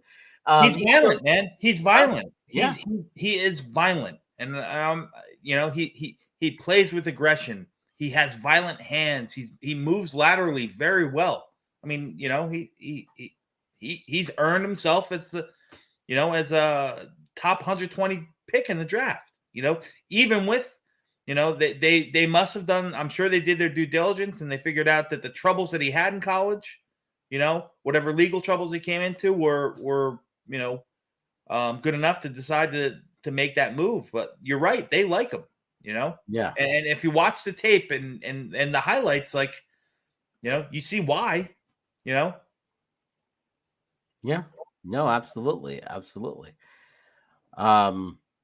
This is interesting. It's hard to compare the impact a player could have, like when you pick somebody who had such a big impact like Jonathan Taylor, because then people just say you're crazy, you're dreaming. Breece Hall to me is the best running back in the country that came out in the draft. So that to me, that means nothing is impossible. Like his potential, his ceiling is incredibly high. Just like any running back that's the first or the best running back coming out of a draft class. It's not something I would predict though, because it's rare. Right? Like somebody coming out and making the impact that Jonathan Taylor made is very rare. So it's not something that's predictable. It's just something that would be amazing if it happened. I could see him having a tremendous impact year 3, maybe year 2, year 3-ish, 4-ish, 5-ish of his career. Yeah. That's more believable. But can it happen year 1? I mean, if it happened to any other player, why not Breece Hall? Well, why not? And it's hard to project, but what do you think is a good season from Breece Hall? If I said he got 1,200 combined yards from scrimmage, and 6 touchdowns, I'd say that's a good season for a rookie. It would be very hard to say that that's not a really good season for a rookie. We've seen very good running backs. We can name a lot of great running backs from NFL history. And if you look at their rookie year, you won't see 1,200 yards from scrimmage. Yeah. If he got 900 yards on the ground and 300 yards in the air and scored 6 touchdowns, sign me up. Yeah. I think you can get another 1,000 combined from Michael Carter. And then you're going to get another 300 or so combined from the rest of the running backs in there. That's a great, that's a fair season, that alone will take some of the pressure off of Zach. I was gonna say a lot of that. Would I be happy with 1,200 yards from the line of scrimmage? Depends on, okay, now what does Michael Carter do? Yeah. And then what do the rest of the running backs do? If now you tell me Michael Carter gets 1,000, and now you're telling me the other guys get whoever it's going to be, whether it's, get 300, 400. Now you're getting into some good numbers with a really good, then you're getting some really great contribution from that position. Now, do I expect 1,800 yards and 12 TDs from Breece Hall? No. I don't. But I think 1,200 yards is reasonable. I think I think that would be a fair assessment. 800, 900 on the ground, 300, 400 in the air. That's a great season. It's a great season, and there's no reason to say it couldn't happen. If the offensive line stays healthy, there's certainly no argument that we have the offensive line for it. If you look at the scheme, if you look at the offensive philosophy, there's certainly no argument because it's just built to be a running team, a running offense. The only argument somebody could make that would make it hard for him to have that many yards from scrimmage is that he has to share carries with Michael Hall. Michael Carter. Michael Carter. Yeah. Modine, by week 3 or week 4, Jets fans will be crying a river. Possibly. Yeah, maybe. Yeah. Look, if we go for the last 11 years. If we go 0-4 and get, blown out and show, no gumption on the offensive line, I'll probably be crying a river. Yeah. Who do you think will win the quarterback 2? Reed or Hall? Well, I don't think it's a question. I think right now Reed and Sauce are our starters, but I think Hall's going to still see the field a lot. A lot. It goes back to what I said earlier. That whole, put your best players on the field.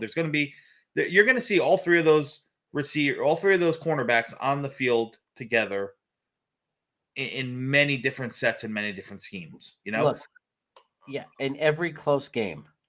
And let's say we're gonna at least be competitive this year. Yeah.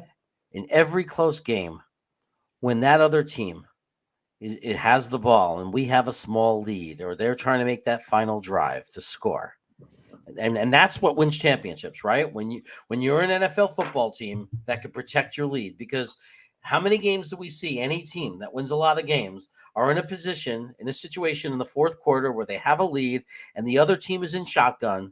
And they have 4 to 5 receivers out there running routes.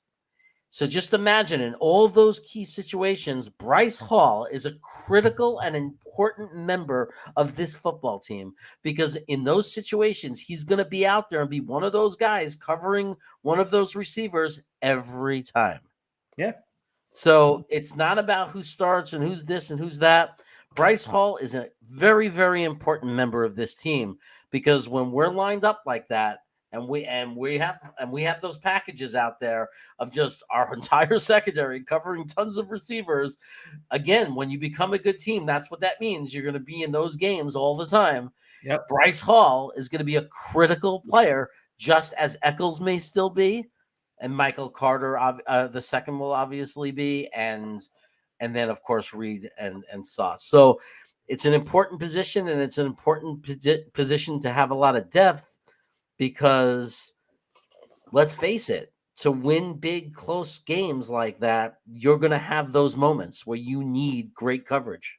And the depth, I think you hit it on the head. The depth of that cornerback room is good, and they've all seen snaps and they've all seen reps, and they're all the top 5. They're good cornerbacks. Good cornerbacks. What does it say on Dom? UTEP, University of Texas, El Paso, Miners. Yes. Some people were saying you were a closet Patriots fan. I don't know why, but no. I don't hate a lot of teams. I hate the Patriots. There's no bigger way to insult you than to call you a Patriots fan, is there? I try not to use the word hate, and I talk about that with my kids all the time. It's a really ugly word. I hate the Patriots. How is there 3 Michael Carters on the Jets? There's Michael Carter, the running back, Michael Carter, the secondary guy. Is there any other Michael Carters trying to play for our team now? Not that I'm aware of. There's only 2. Michael Clemens, maybe. Yeah, maybe he's just mixing up Clemens. I don't know. So this is an interesting thing. I actually think that we are positioned well compared to other teams. I mean, I think there are teams that are going to have to be a lot more worried and are a lot more worse position than we are. Not saying that we're going to dominate and stop these guys, but I think, Sauce still has to prove it. But I think and I predict what's going to happen is that Sauce and Reeder is going to be as good as any duo in holding these guys down as anyone else Miami plays in the NFL. I mean, there's a couple of other teams they'll play that are very well equipped, but I think that we're going to be I think at the end of the year, if you ask Hill and Waddle, what were the toughest matchups for you, and they named 3 or 4 teams, the Jets are going to be one of them. Yeah. Listen, Hill and Waddle are they're great players, man. So anybody's going to struggle against them, Yeah. Listen, it's, the NFL, that's the beautiful thing about the NFL is that any team can beat any team on any given day, right? Yeah. So, I'll go to battle with Hill and Waddle. I think a lot, it's rare. I shouldn't say it's rare, but it's probably more unlikely that we're going to see anyone manning up on Hill or Waddle at any time. That's just not our, not our mojo, not our defensive scheme. So, look, they're going to beat people. We're not going to beat Miami. The way to beat Miami is not you have to hold Waddle and Hill without any success. No, Miami's going to play games where they lose the game, but Hill and Waddle, or one of them, still had a good game, or they still had some big plays. They're not going to shut them both down.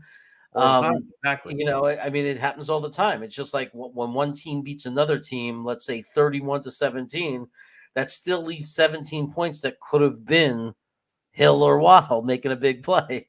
So, it still happens. So I think that it's about containment. It's not, sometimes it's about stopping a team or controlling a team. Like when we beat Tennessee, we didn't stop Henry. We didn't shut him down to nothing, but we contained him enough. We contained him enough not to lose the game. Yeah. I mean, Jacksonville beat Buffalo last year, right? Yeah, they were able to contain, and they did more than just contain. They stopped Josh Allen. They completely stopped and shut down Josh Allen. Sure. So, yeah, and this is exactly the point I wanted to make. Thank you, Thomas. This is a perfect point. Hill and Waddle can only be good and dangerous up to the level of Tua. If he can't successfully get the ball out or throw deep downfield effectively, and you're just going to reduce these two to short pass guys, then that's doing it for us, like as far as helping contain them. Yeah. Because at least one of the big philosophies of this defense is no big plays. So if we could, which didn't pan out well last year. It didn't. No. It didn't. I mean, for some games it did, and we did well in the games where it panned out. For the game, for that game against Indianapolis, there was the game against Tennessee. There were games where our defense showed up. Yeah, the first half of Philly.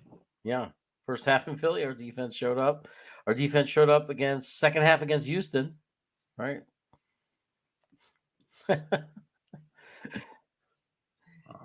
So the whole Miami thing, you got to remember also they got a new scheme, a new offense, a new coaching staff, so they're going to, and is it going to be a clone? Oh my God, why am I drawing a blank tonight? My brain's not working. Who's the coach over there? The guy that came over from San Francisco. Is he going to? Yeah, I'm forgetting his name. But if he puts in that same offensive system, is it that first year is messy? Or are they gonna play to? Is that the strength to Tua? I don't know. Can he shut everything down and force Tua to beat you? But that's also a concern. If I'm a Miami fan, you got to look at when you. Thank you, Nathan. Mike McDaniel. Yes, Mike McDaniel. Yeah, when you implement this offense. It doesn't go smoothly the first year. Typically, I would be more worried about Miami the second year, but first year implementing this new offense, there could be a problem. Yeah. So, yeah, they have their look. They might turn out to be great. He might have they might come in. They might be super tough in the division, but they also might struggle because it's a new coach and a new system. We don't know yet. It's an unknown. Yeah. So we'll see. That's why I think we just have to worry about ourselves. We have to just worry about us. We have to execute. We have to just do what we have to do. Yeah. We have to drive the game.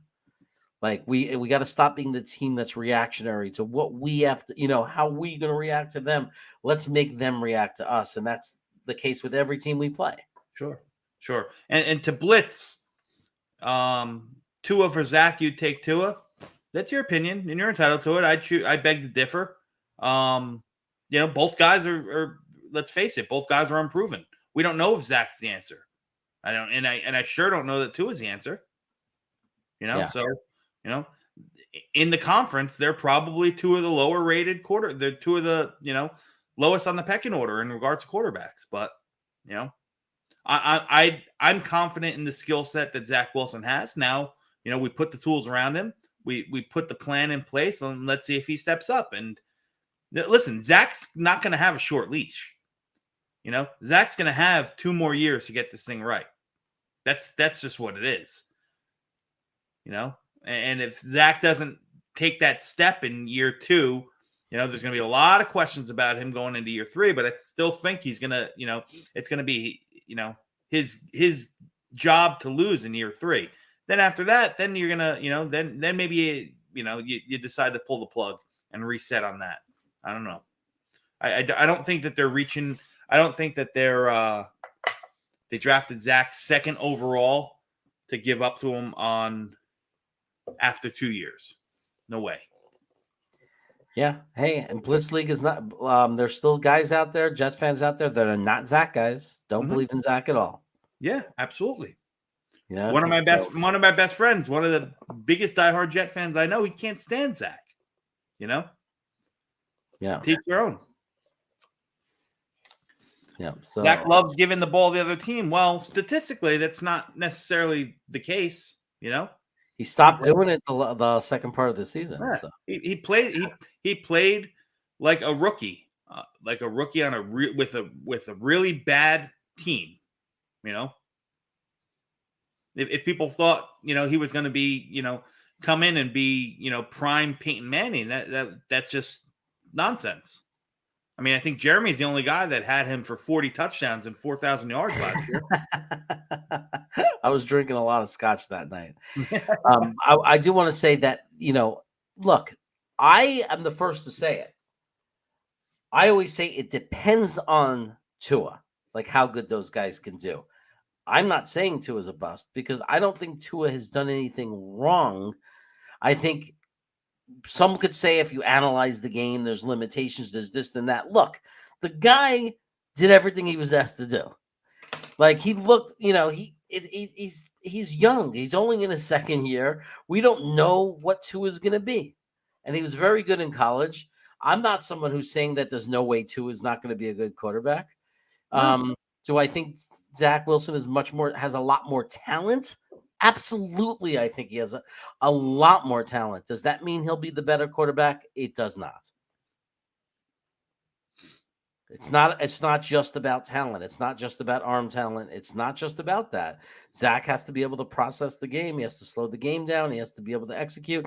But guess what? We'll have a much better comparison over the next couple of years of Tua and Wilson because they're going to be playing in the same freaking offense. I think I think Zach and Tua and guys like, even Trevor Lawrence or Justin Fields, like, they're going to be guys that you're going to be able to kind of put together and compare, because they all came into shitty situations, Tua,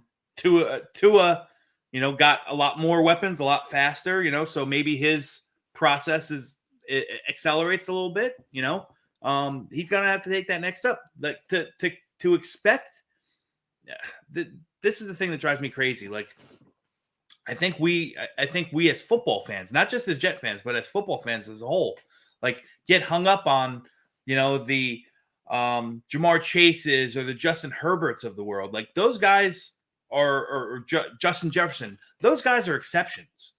They come in and they kill it right from the get-go.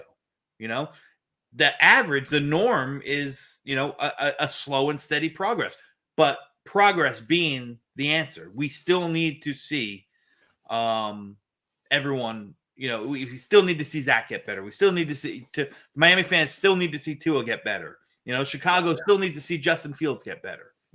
We can't come in and expect that, that they're all going to come in and rock the NFL like Justin Herbert did. Yeah. And here's what I don't agree with this statement. I don't agree with this statement because Tua would have to learn our offense. It's not easy. It's complicated. It's not an easy offense. So I don't agree with that. But you know what? You'll get to prove it, or Tua will get to prove it because he's going to be in it. Because they're going to be running the same offense. And I'm telling you, it is, if they throw the entire bucket Tua of this West Coast offense, it's okay. I'm not even putting him down. It's okay if he struggles. You should struggle. It's not an easy system to adopt. It's just not. It takes time. Yeah. No, and if you talk about, like you said, Zach Wilson likes to give the ball to the other team. If you take all those other quarterbacks that I talked about, right? I think Zach and the chat can correct me if I'm wrong, because I don't claim to know everything, but I think Zach had the least amount of turnovers out of all of them. And when you account fumbles and interceptions, so on and so forth. Zach had 6 of his interceptions in the first 4 games, right? Yeah. Most of them came right in the beginning. Yeah. When he had no offensive line at all. The worst offensive line in the NFL. The worst I've ever seen. I mean, he had literally 1.7 seconds before he was under pressure in the first 6 games of the year before he got hurt. Yeah.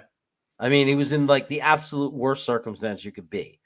So, and I'm not trying to make excuses. If he was like that the whole year, I'm saying it because when the protection got better and he had more time in the last 6 games of the year, he was a different quarterback.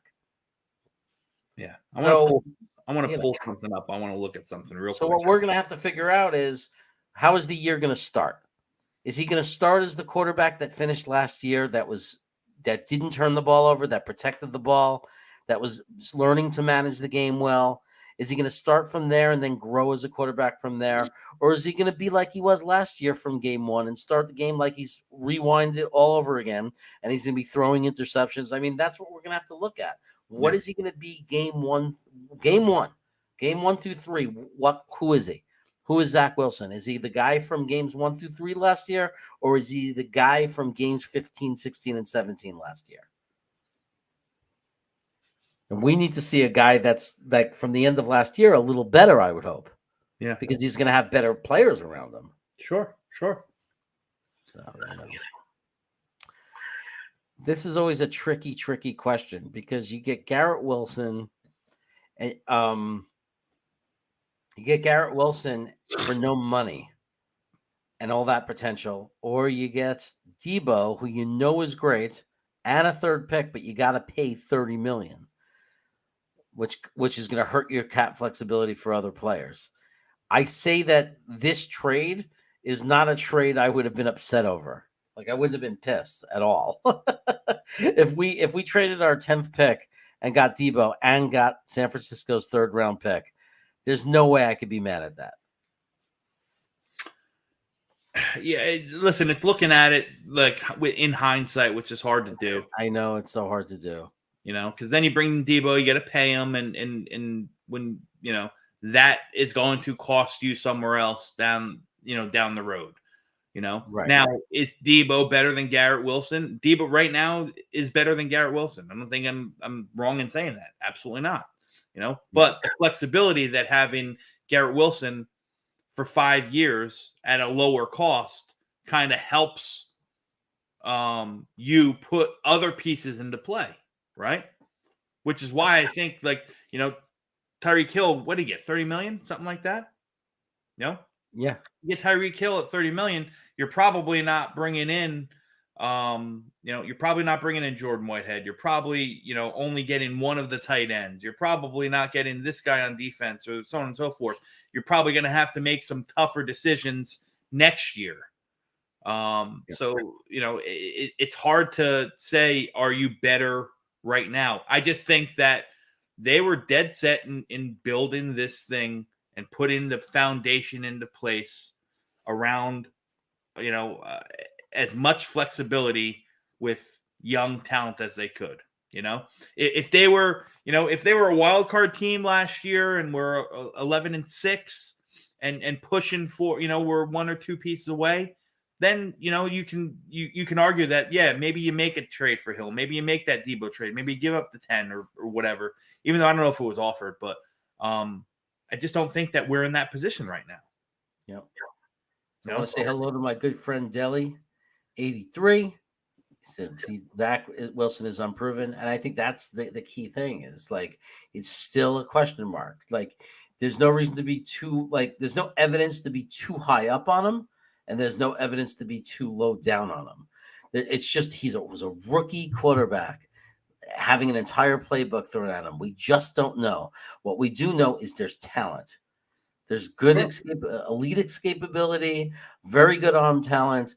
To me, it's impossible to know for sure if is he going to take those steps because it's all in the brain. It's all about processing speed. And it's how do you measure that right now? It's just there's no way to know. So he's just an unproven entity. We have to hope that he can do it because if he does process quickly and he does have the brain to do it and to slow the game down, man, with that talent, it could be very special. Yeah. Well, Blitz is talking about getting caught up on Zach's potential, right? I you know what? I think sometimes when you draft these guys, that has to come into play, right? Yeah. I mean, you're not taking somebody expecting them to come in. And I was looking something up and I wanted to do that, because I talked about, Justin Herbert coming into the league and lighting it up. Like he was put in a situation in San Diego, which was completely different than Zach Wilson, with zero offense. Now, the guy, for some reason, and I'm not comparing the two quarterbacks, so I'll say that right now, but the guy that came into a situation, the last one, maybe not the last one, but the one that really sticks hard in my head, who came into a situation, high draft pick, going to a terrible team. Again, remember, if you're picking 1, 2, 3, your team's bad. Yeah. More than likely, your team is bad. The last guy that I can remember coming into a situation like that was way back when, maybe the chat's too young to remember. I know you'll remember, Jeremy. It's when Troy Aikman came into the league, right?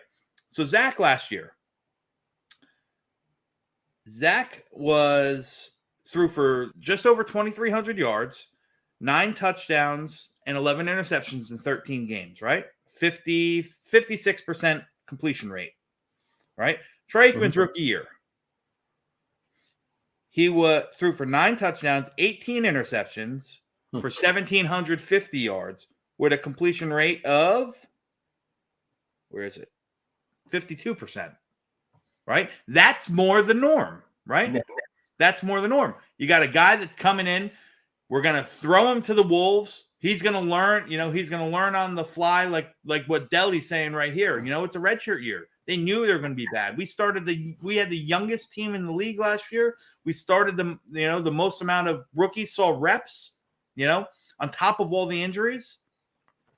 It's just, that's more the norm. It's guy, especially at the quarterback position, man. Yeah. These guys don't come in and light the world on fire, So that's where I think potential has to come into play a little bit, Yeah. Yeah.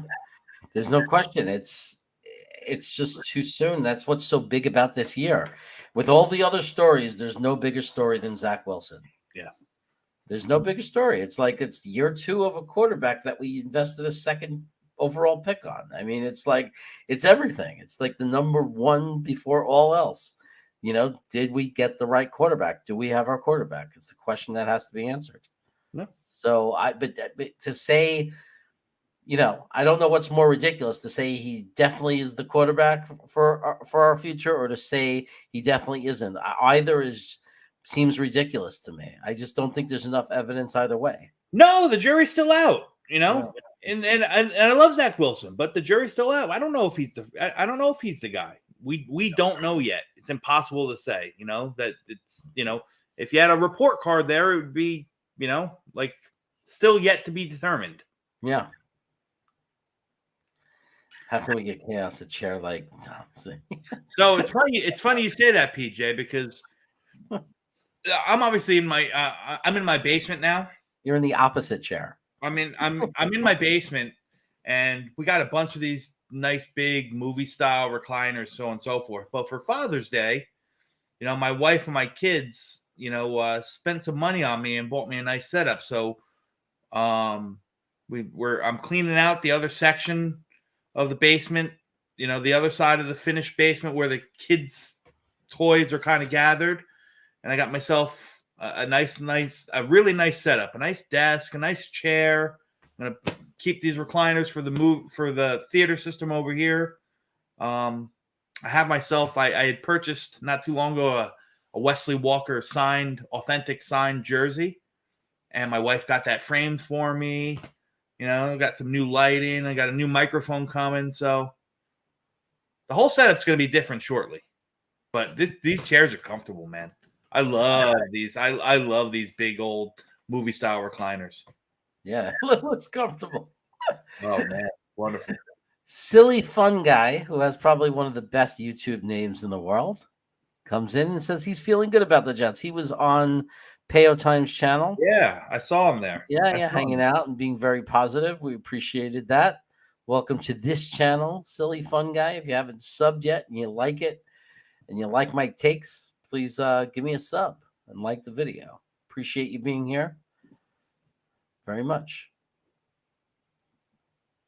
Zach has a bad hitch in his throwing motion. Do you see that? No, if I had to say anything about his fundamentals, I'm more concerned with him improving his footwork than throwing hitch. I mean, his arm talent is like it or not, his arm talent is elite. Even with a hitch, I mean, he gets the ball there, he gets it with velocity. He can make any throw on the field. But I'm much more concerned that he gets, his footwork footwork kind of steadfast, so that gives him the opportunity to put more of that muscle and body behind his throws and so on and so forth, so it doesn't make a lot of those off kilter kind of flick of the wrist kind of throws. Hello, Cameron. Good to see you, buddy. Got a question from Jack. Jeremy, what do you think about our kicking situation? As much as I love Legatron, he seems to be very inconsistent over these past 3 years. Look, I like the fact that there's a competition in camp that's real. We got a veteran guy, and we got a guy who's, aside from an injury, has done very well in his career. So I think people forget that. Pinheiro was a very good kicker for the Chicago Bears. He did nothing wrong. He got hurt and he lost his job. He was unemployed for a while. We brought him in, and with the exception of a blocked extra point, he made every kick we asked of him last year. Mm-hmm. That said, he has a limited range from what I hear. He's not the guy that's going to kick you, that you can feel very good about from 50-plus yards. Then you bring in a guy who is a legend for kicking field goals that are 53 yards, 54 yards, 55 yards, who wasn't very impressive the last couple of years, wasn't as good as he was the rest of his career. What I think is that they have to battle it out, and I think we have to look, and our coaching staff just has to determine who is the better kicker. And it's going to be rough, because if they make the wrong choice, the other guy might be gone and unavailable, and we might deeply regret it. Competition. That's all you can ask for, right? No. Yeah. I don't think it's a great situation, but I think for where we are as a team, it's a digestible situation. Like, in other words, I'd be pissed off. I mean, it would suck if it cost us some big games or something, but this is something to me that has to be completely resolved by next season, the year after that, when we're getting to the playoffs, assuming everything goes well and we're now going into the playoff, we become a playoff team from 23 onward. We must at some point know who our kicker is and feel very good about them. Yeah. But yeah, I'm not panicking. I'm still not panicking for this year. They've made some bad decisions with the kickers over the past couple years. They let Myers go. I mean, he was, as solid comes, automatic. Yeah. Yeah. So, but I think we'll get all that together. Why did we let Myers walk? They didn't want to pay him. They thought they could, they said they didn't value what Myers brought to the team, and that was, stability and dependability, in kicks and in kickoffs. They don't want to pay him, Yeah. Bad management decision. Bad management decision. Wholeheartedly. Yeah. It's annoying kind of stuff that we can't control anymore.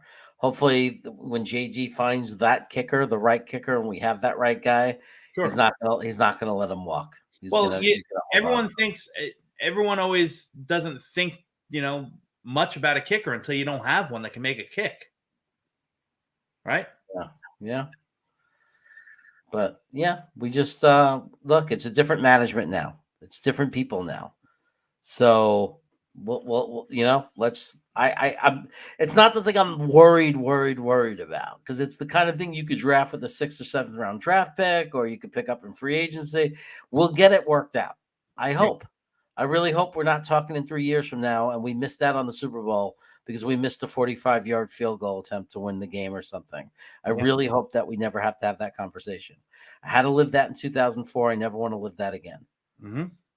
We were supposed to play New England in the AFC Championship game, and we never got there against Pittsburgh because of a freaking kicker. So it's and that was when we drafted a kick, used a 2nd rounder on a kicker. So nothing's guaranteed. Yeah. So it's crazy, but the kicker I remember that I wish we had back is Patrick Leahy. He was just good old Pat. Mr. Dependable. He was just freaking automatic, man. Yeah. Great. Christ, he played for so long, too. Yeah. He played. Remember that? Deli remembers that one. Yeah. That was a heartbreaker. Nugent actually turned into a decent NFL kicker. He had a good career. Yeah. So. Yeah. Anyway, we're at that 2-hour mark. I gotta get ready for work tomorrow, start preparing for my return. Sounds good, man. And call up John Hall. We can get John Hall back. But anyway, thank you, Dom. That was a great show. Anyone you want to tell anyone? You got any articles coming out? I got an article coming out that there's actually 2 that have yet to be released. One, I break down on greenbeanjetsfan.com, where I break down the running back room, and my thoughts and how I see that panning out for us. And another one on the safeties and the competition that we have at the safety position going into the draft. So both of those articles should be released this week. On top of that, there's just I'll be on with Green Bean and the Beanbaggers on Wednesday live. We're going to be talking a potpourri of different topics and stuff. You're going to see me a lot more, appearing here and there with Green Bean. I know he and I got some things in the works. So, outside of that, just keep, if you guys can read the articles, if you can promote the articles, if you like them, or if you don't like them, either way, that'd be wonderful. Still working on, I'm knee deep in watching a lot of spring football games, trying to get my draft guide together for the fall, or for the winter, I should say. So that's in, that's in real, the wheels are in motion for that. So it should be a good thing, man. Cool. Sounds great. Your work is always awesome. Really suggest everybody go over to greenbeanjetsfan.com. Check out all Dom's articles. They're all really good stuff. So you hear how he talks about the Jets here. Well, you got to read the articles, because that's where you get all the good information. Thank you for being on, and I will be back, of course, on Wednesday. I'll probably have a video released at some point in between now and then. I want to thank everybody for being here, and I'll just leave you with some energy and some enthusiasm. As we get closer to the season, I look forward to teaming up with this other guy and giving you some fun live football NFL watch parties. Take care, everybody. Oh yeah, go. Amazing, that's my boy. That's my boy. He breaks away from a sack and completes the pass for first down. Oh, Kittle just may have made the most amazing catch. He fights for the first down and gets out of bounds too. It's no good. Overtime. Oh, what a catch. How do you drop that? What are you, Jamal Adams? Touchdown. This is a touchdown all the way. He reached over the pylon. San Francisco beat Cincinnati.